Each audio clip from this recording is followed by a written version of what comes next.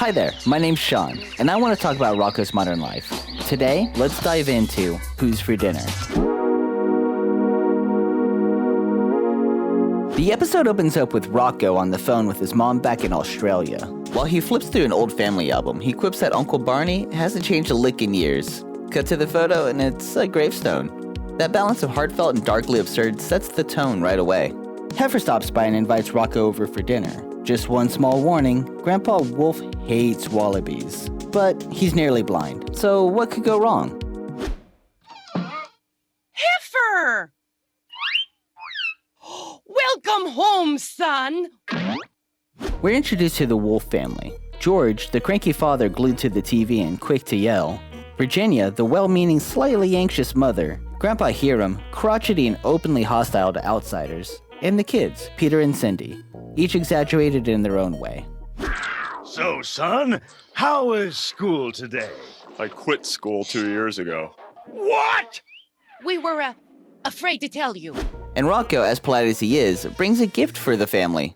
Unfortunately, Rocko didn't know that Heffer was raised by wolves, so they may not have much use for an udder warmer. Before dinner, the family insists on showing Rocko old home movies of Heffer. We see his awkward, messy birthdays and fussy eating habits, all underscored by the Wolf's bickering commentary. For all of the chaos, it really shows how long the Wolfe family has loved and raised Heffer. Dinner itself is an absolute circus. Grandpa has to be spoon-fed, plates are smashed, and the moose that they're eating disappears in a frenzy. Rocko tries to sneak away to the bathroom and stumbles upon unsettling sights like Little Red Riding Hood in the closet, or little pigs in the medicine cabinet. It's a lot of great wolf-related tropes from the perspective of a potential victim. Well, I'm stuffed. I say we eat the beaver. Back at the table, Virginia makes small talk, asking Rocko how long he and Heffer have been friends. Rocko casually adds that Heffer never told him that he was adopted, and the room freezes. Heffer overhears, stunned. He never knew. The Wolfe family admits that they found him under a tree when he was a baby and raised him as their own. And Heffer, distraught by this news, storms out of the house. We follow Heffer's spiral as he binges on fries at a diner, gets tossed out, and eventually wanders to a graveyard where he imagines finding his real father. Instead, he's met with rejection. His biological dad wants nothing to do with him. The fantasy of a perfect origin family crumbles. That's not my grave. I'm not even dead. I'm living in Canoga Park with Joyce here. Say hello. Hi, nice to meet you. You should visit us sometime. Mom? That's not your mom. Your mom's a car seat in Illinois. Meanwhile, Rocko teams up with the Wolfe family to search the town for Heffer.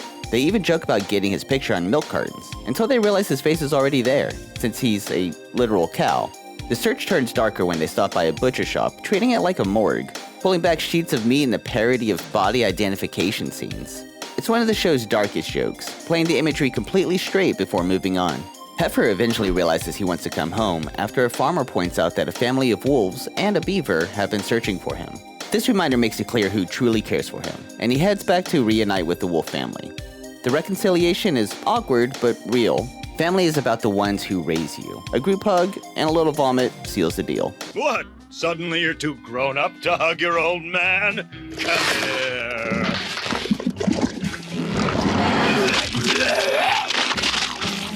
Somebody better get the hose. This episode blends absurd comedy with a heartfelt story about adoption and belonging. It never turns into a preachy lesson, but the emotion cuts through the chaos. Joe Murray himself has said that this is one of his favorite episodes of the season, in part because it was inspired by a real-life friend who was adopted. That personal connection shows in how much care went into balancing the humor with sincerity. For many, this episode was the first time Heffer felt like more than a comic relief. Fans in adoptive or blended families often call it especially meaningful, while everyone remembers the mix of gross humor and sincerity. Beyond that, viewers connect with the way it humanizes Heffer's search for identity.